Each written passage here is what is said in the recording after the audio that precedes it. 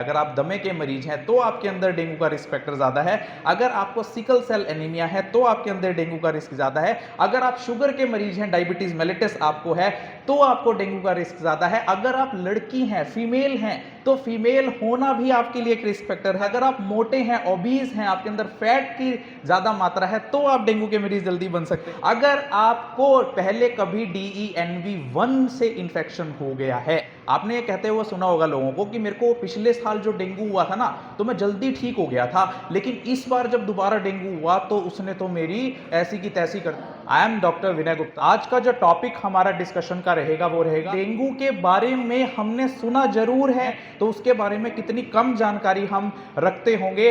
आपकी जानकारी के लिए बता दूं कि इसे डेंगू बोलते ही नहीं है, इसे स्पेनिश टर्म से लिया गया था, जो किश्वाही टर्म थी, जिसका मतलब था देंगी या देंगा। और आपको बताएं कि उन्होंने भी इस पूरी बीमारी का जो नाम रखा हुआ था वो था इकिदिंगा पेपो। इकिदिंगा पेपो जिसका मतलब होता था एक ऐसी बीमारी जिसमें किसी बुरी आत्मा ने शरीर में प्रवेश कर लिया है और उस कारण से ही एक व्यक्ति को दौरे पड़ रहे हैं। क्रैम्प लाइक सीजर्स बीमारी का नाम उन्होंने इकिदिंगा पेपो रखा, जिसे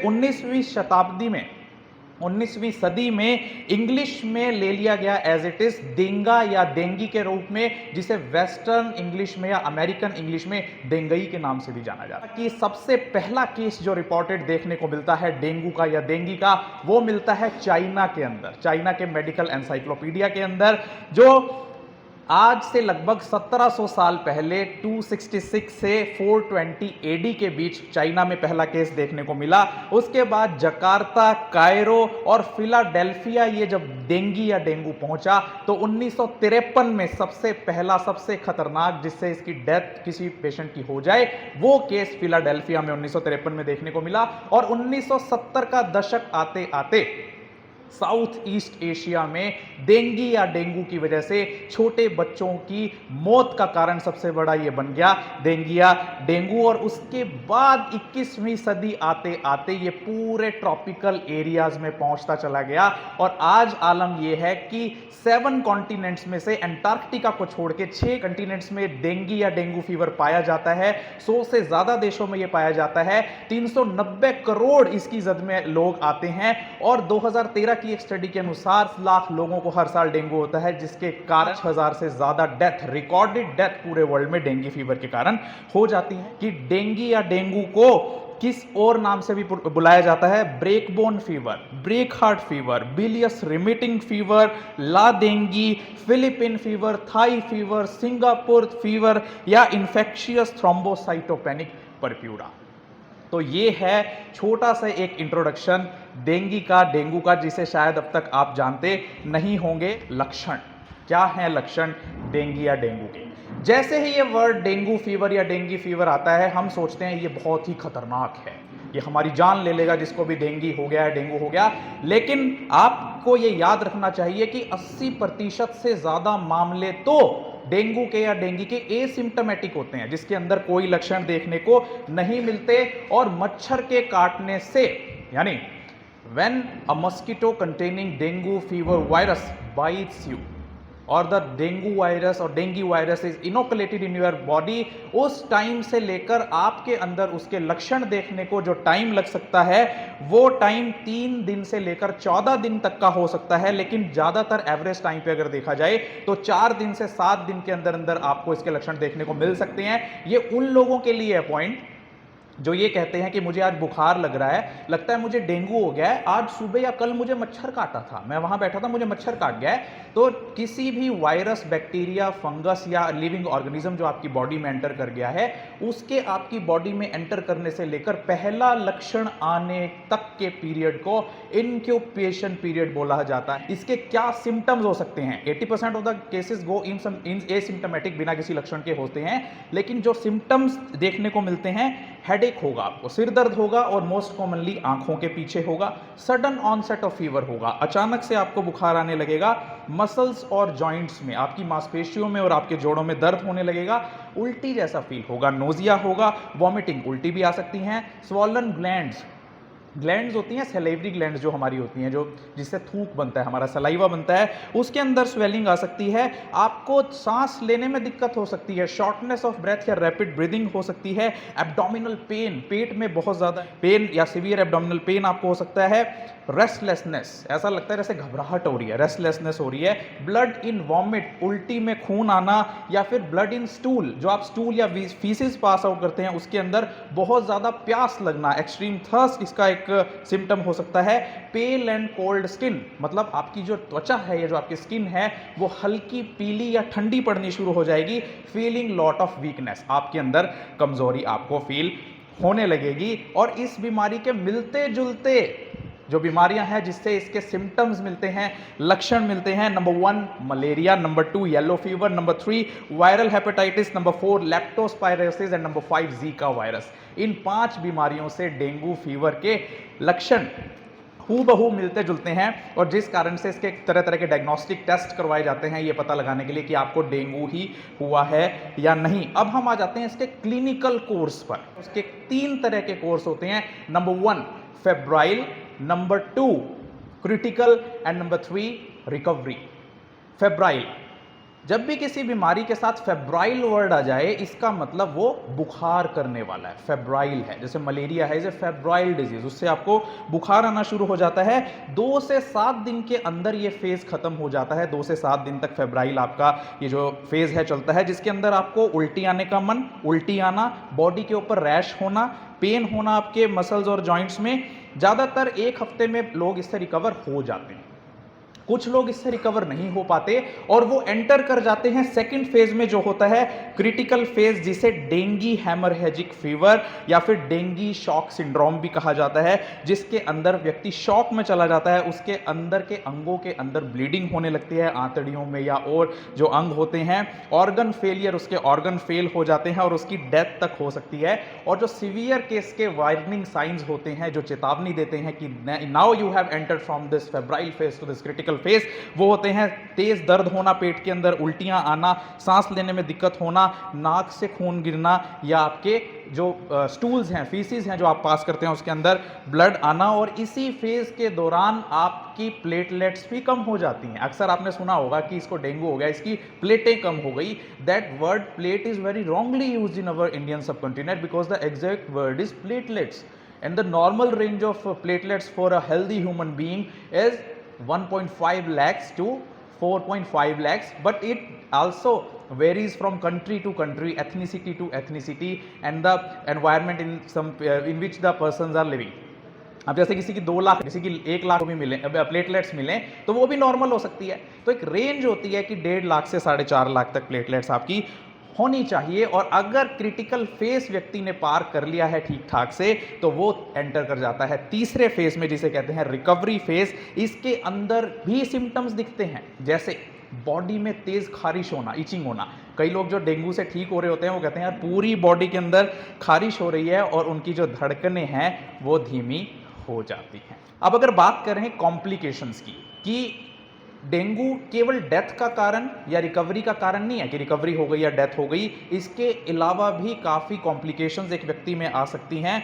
अगर किसी प्रेग्नेंट लेडी को डेंगू हो जाता है तो उसे मिसकैरिएज भी हो सकती है। मिसकैरिएज होता है बच्चा गिरना, या फिर उसको ब्लीडिंग इंटरनल ऑर्गन्स में हो सकती है, जिससे उसको लाइफ लॉन्ग कोई इंजरी हो सकती है, फैटल इंजरी हो सकती है। प्लेटलेट कम हो जाना, ब्लड प्रेशर का लो हो जाना, ये कॉम्प्लिकेशंस आपके अंदर डेंगू के बाद देखने को मिल सकती है। कॉज, क्या कारण है डेंगू होने का या डेंगी होने का? डेंगू और dinghy is a viral disease, ये वायरस से होने वाली होती है और इसके 4 तरह के सीरोटाइप्स होते हैं। एक डेंगू के या वायरस के 4 तरह के स्ट्रेन्स होते हैं, DENV1, DENV2, DENV3 and DENV4। और ये जानना क्यों जरूरी है मैं आपको बताऊंगा। ट्रांसमिशन, ये जो आप जानेंगे अब पॉइंट, तो इससे आपके कई वहम खत्म हो जाएंगे। अब तक आपने सुना होगा कि डेंगू मच्छर के काटने से होता है, यही सुना है ना, लेकिन और उसमें भी आपने सुना होगा कि ये एक ही तरह के मच्छर के काटने से होता है, एडीज एजिप्टी, या फिर मलेरिया होता था फीमेल एनोफिलिस से।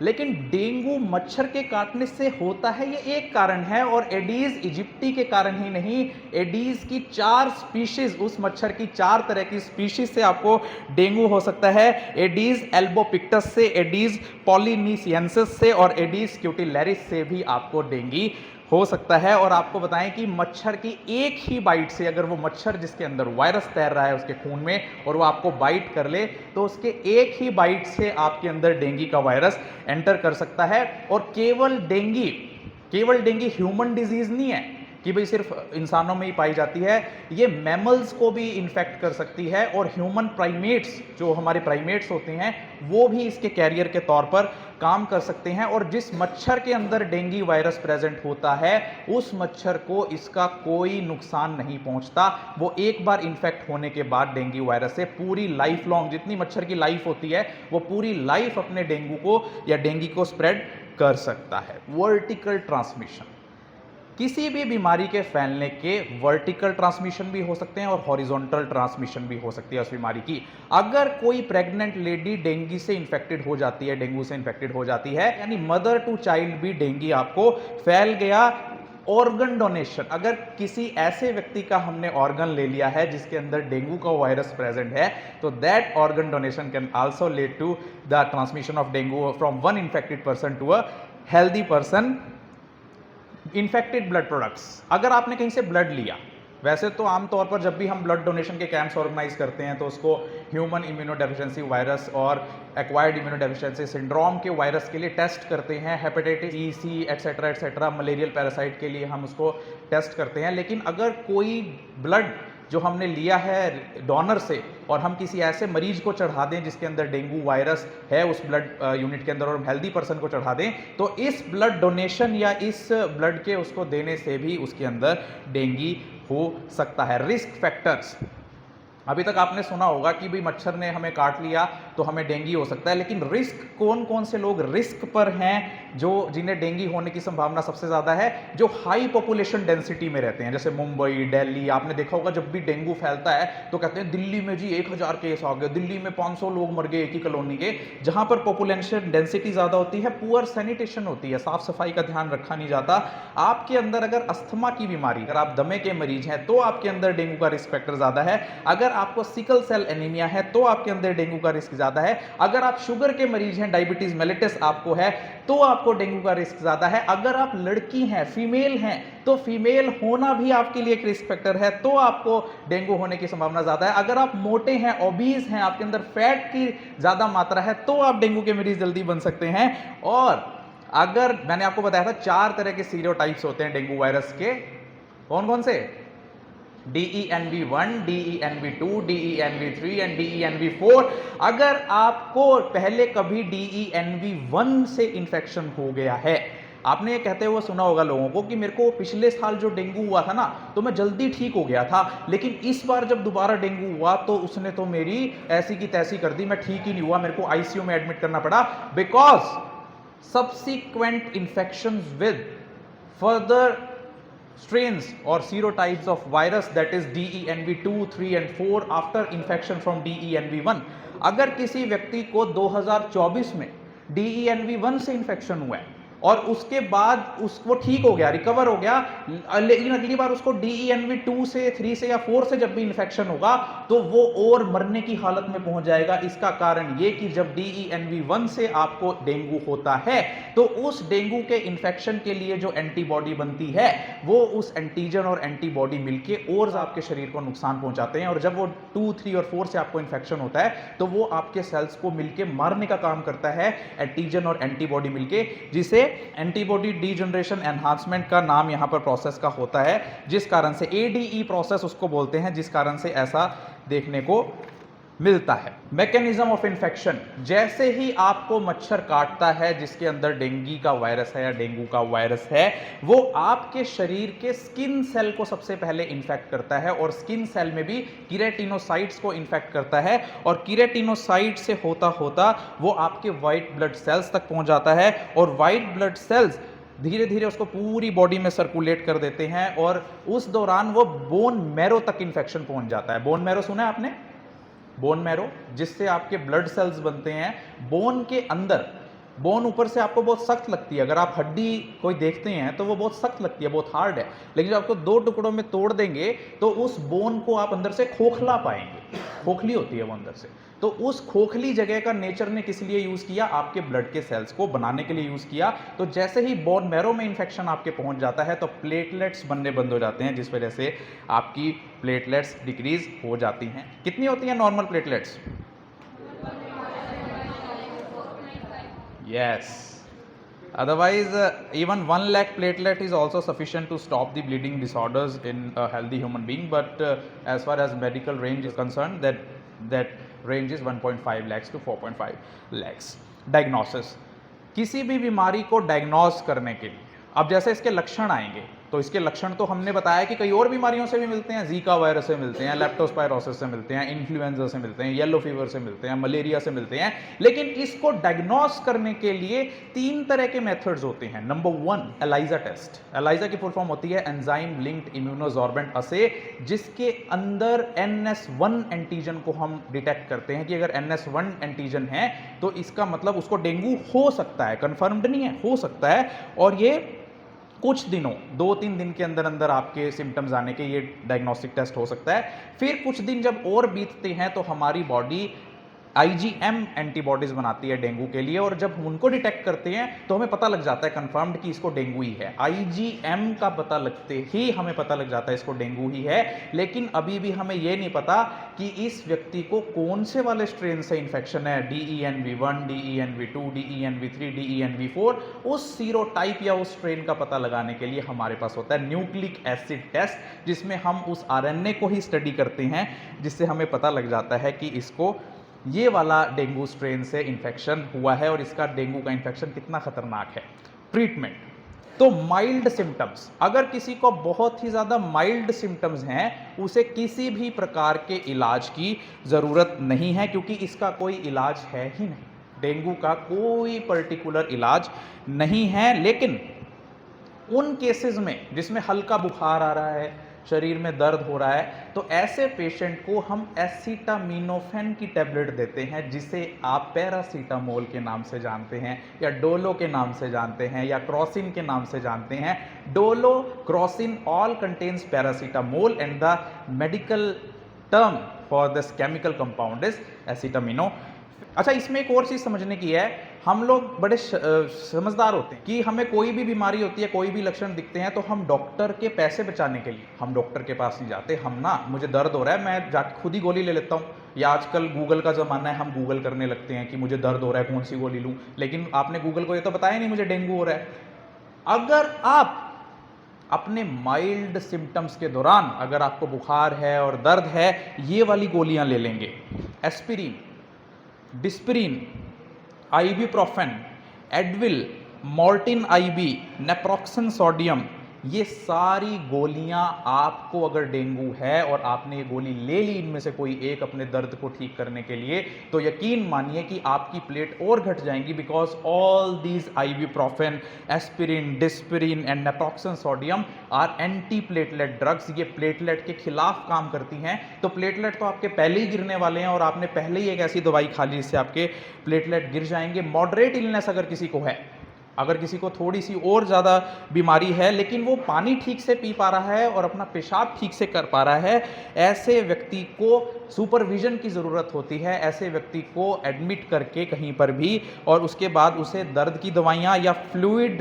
रिप्लेसमेंट मतलब उसको टाइम टू टाइम ग्लूकोज या नॉर्मल सलाइन देते रहना चाहिए, ताकि उसकी बॉडी का जो वॉल्यूम है वो बना रहे और उसके अंदर पानी की कमी ना हो। प्रिवेंशन, अब ये तो था ट्रीटमेंट, लेकिन अगर हमें प्रिवेंशन करना है, कैसे डेंगू को होने से रोकना है, जितनी कोशिश हो आपको इस डेंगू के सीज़न में, अगस्त, सितंबर, अक्टूबर एंड नवंबर, क्योंकि अब गर्मी बढ़ने लगी, आपने देखा अब नवंबर आ गया फिर भी पसीने आ रहे हैं, सर्दी नहीं शुरू हुई है, और जितना ये वार्म क्लाइमेट रहता है उतना ही एडीज इजिप्टी और डेंगू जो वायरस है उसको फैलने का खतरा रहता है। पूरी बाजू के पूरे बदन को ढक के रखे ऐसे कपड़े आपने पहनने हैं। यूजिंग मॉस्किटो नेट, जब भी आप सोएं तो मॉस्किटो के नेट्स आपने लगाकर रखने हैं। अगर आपको कहीं बाहर निकलना है, चाहे पार्क में या ऐसी जगह पर जहां पर मच्छर ज्यादा हैं, तो आपको अपने शरीर पर इस ऑइंटमेंट को जरूर लगा लेना चाहिए। DEET ये केमिकल कंपाउंड है। अगर इस केमिकल कंपाउंड वाले आप ऑइंटमेंट को अपनी बॉडी पर लगाएंगे तो आपके पास मच्छर नहीं आएंगे। सबसे सेफ है ये। अपने आसपास इंसेक्टिसाइड्स का यूज कीजिए या ऐसे ऑर्गेनोफॉस्फेट्स का यूज कीजिए, केमिकल्स का यूज कीजिए जो उन मच्छरों को पैदा होने से रोक सके। जुलाई 2024 तक पूरी दुनिया में 2 डेंगू की वैक्सीन इस समय मरीजों को लगने के लिए अवेलेबल हैं। नंबर 1 डेंगावैक्सिया, जिसे पहले CYD या TDV वैक्सीन के नाम से भी जाना जाता था, जो यूनाइटेड स्टेट्स ऑफ अमेरिका में, यूरोपियन यूनियन के नेशंस में, लैटिन अमेरिकन कंट्रीज में यूज होती है। और ये उन पेशेंट्स को दी जाती है जिन्हें कभी डेंगू हुआ हो पहले, उन्हीं पेशेंट्स को ये वैक्सीन दी जा सकती है। और ये 3 डोजेस दी जाती हैं 6 महीने के इंटरवल पर, यानी 6 महीने बाद एक, 6 महीने बाद दूसरी और फिर 6 महीने बाद तीसरी, यानी 1.5 साल के अंतराल के दौरान आपको वैक्सीनेशन हो जाएगी। और सेकंड जो वैक्सीन है वो है क्यूदेंगा, QDENGA, क्यूदेंगा, जिसे TAK-003 के नाम से भी जाना जाता है।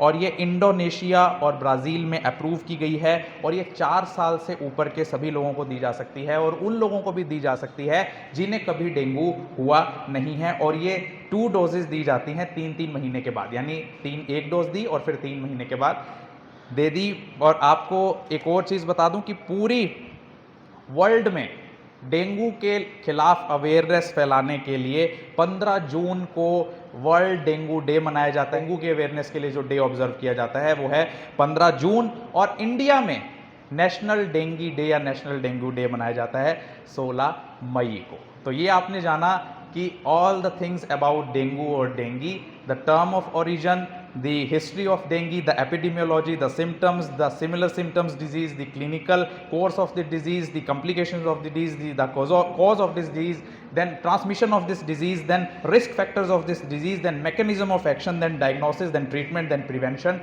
and then vaccine.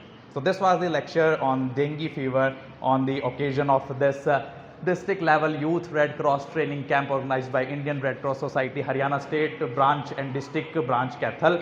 And thank you.